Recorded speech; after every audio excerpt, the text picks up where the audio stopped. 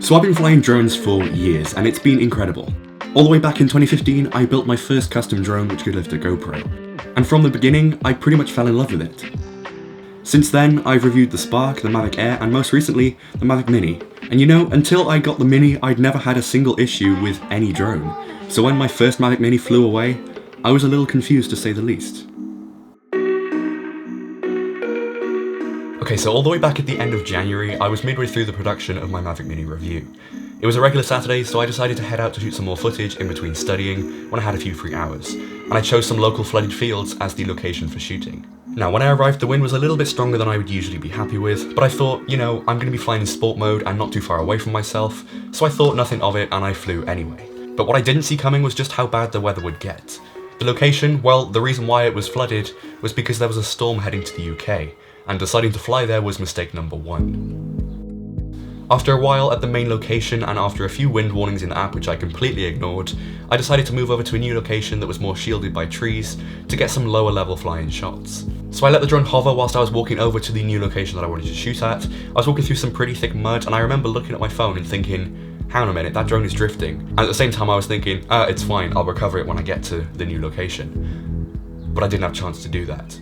The whole thing happened so ridiculously quickly that all I remember is running through some mud, having the connection rejoin and drop every 2 seconds, and generally panicking thinking, oh my god, this drone has all of my footage on it, and it's about to fly away.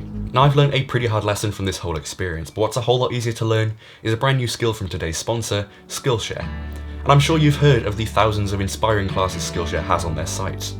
You can learn anything from drone videography to web development, all from experts who teach just because they love the craft, not for clicks, just artistic passion. And I'm currently watching a few different classes, including a creative breakthrough class, which has shown me how to step out of my comfort zone, embrace my own style, and most importantly, learn the methods to avoid creative block. If you don't allow who you are to come through in your artwork, what is the point? Whether you want to learn a new craft or turn your current one into a profession, Skillshare can take you where you want to go. And now more than ever, it's the perfect time for it. We're all stuck at home and there's no better way to stay relaxed and keep yourself busy than to give yourself a new project to work towards. As a sort of lockdown project, I've given myself an animation to create in Blender, and Skillshare's classes can take you all the way from the beginning elements of just learning how to use Blender, to the bits that I've used like how to rig a character and how to actually animate the entire thing. Creativity comes from these classes. You might get an idea from something that you see on screen, or something that's said, and it opens so many doors. But best of all, the first 1,000 of you guys to sign up with my link down below will get 2 months of the premium membership completely free. So it doesn't matter if you're a drone pilot, a web developer, or a creative writer, at the end of the day you can still improve your skills or learn completely new ones with Skillshare's incredible and inspiring classes. Check it out at the link below to learn more. Now unfortunately what I didn't have on the day was enough skills to know how to actually save the drone from flying away like it did. I could have learned those on Skillshare.com. Not only did the wind pick up ridiculously quickly, but it was pretty soon that I discovered that the drone doesn't fight the wind based on whatever flight mode you're in. So I was in sport mode, that doesn't mean it'll be going at its full speed to fight the wind. It only fights up to 16 miles an hour. So unless I could establish a connection, it was going to keep drifting until it's gone. And spoiler alert, I never got a connection. I was trying to get closer to it, but it kept moving away faster than I could keep up in the thick mud, and the Wi-Fi range simply wasn't good enough for me to rely on it reconnecting from a distance.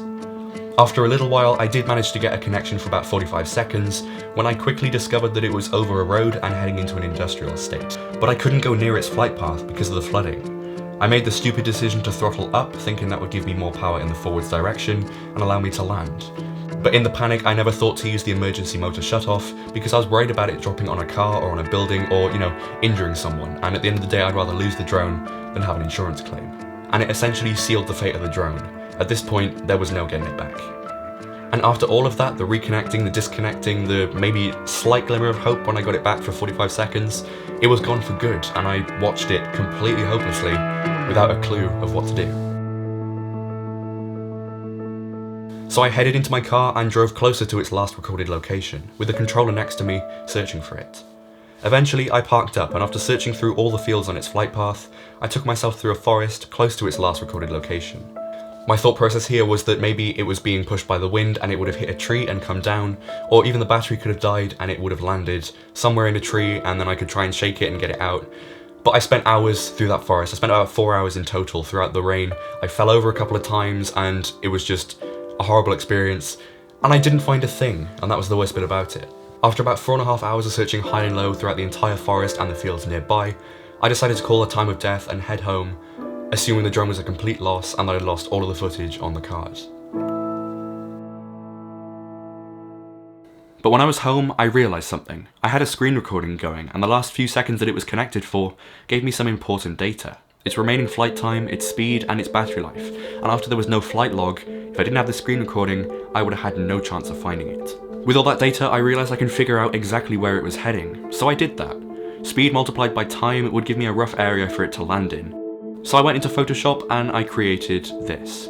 It's a map screenshot combined with a still from the screen recording that shows to scale where it would have ended up if the wind was constant. Now of course there's no way to be 100% accurate with this, but what I did figure out is that the drone was more or less 1 kilometre to 1.5 kilometres away from the forest that I was searching, which basically means my search of the forest was useless, but you know, that's fine. So Sunday came around and I headed out with my dad to search the area that I predicted it would have landed in. We searched high and low through the trees, through the leaves on the floor, and in ridiculously stormy weather. And after what felt like an eternity in that weather, we still didn't find it. So I left my phone number with the owner of the farm and assumed that it had either been picked up or it was just gone forever. Eventually, about a month from that Sunday that we went searching, I gave in and bought a completely new drone so I could actually finish the review. I ended up selling the controller from the lost one and assumed the footage and the drone was gone forever. But somehow on March the 14th I received a phone call from a farm owner, so I ran straight to my car, headed down there, and when I was down there, it was it. And it was in one piece. Well, one really muddy piece. And I cannot describe how relieved I was at getting all of those photos and videos back. They weren't just photos from the drone, I'd used the SD card in my photo camera, so there were like family Christmas photos, all these things that I hadn't backed up yet on that card, and I finally had it back. And from the footage, I can also see exactly where it landed, which is exactly where we walked the day after it flew away. It was right next to us, but I missed it. I ended up taking the whole thing apart to clean out the mud and see how bad the internals were. My initial thoughts were that it would never fly again, looking at the main control board and the corrosion on it. The power delivery board looked okay, but the motors were all rusted and didn't spin smoothly, if at all, so it looked like a complete write-off. I had all the footage recovered and I had a replacement drone, so I assumed this one would be just a memento of my stupid decisions. But just for fun, I decided to throw a battery in there. With a fully charged battery plugged in, there's no sign of life whatsoever. But the moment you plug a charger in, when you plug that charger in, give it about 60 seconds, the charging lights appear. And from that point you can turn it on, unplug the charger, and it flies as normal. Without any error messages, the camera works, the GPS works, literally everything works with no issues, and I don't know how. The whole thing was caked in mud for over 6 weeks, but it survived, and the fact that it flew afterwards was just amazing. After all it had seen, from the storm that hit the UK that month to the mud that it landed in, I was beyond amazed at the sight of it flying and the camera working, but most importantly, I had the footage back. If there's one thing that I've learned from this entire experience, it's that there's a massive difference between the maximum speed of this drone and the maximum wind tolerance. They are not the same. Yes, this drone can do 30 miles per hour in sport mode, but it only fights winds up to 16 miles per hour, which is why it began drifting. The moment the connection was lost, there was no way for it to know what was happening. And worst of all, because the connection with the drone is Wi-Fi based, if it does start to drift and you lose connection because of the wind, then it's extremely hard to get it back, and that is exactly why I lost mine. And the lesson here is simple. Fly safely, but whatever you do, don't ignore the wind warning if it shows up on your screen.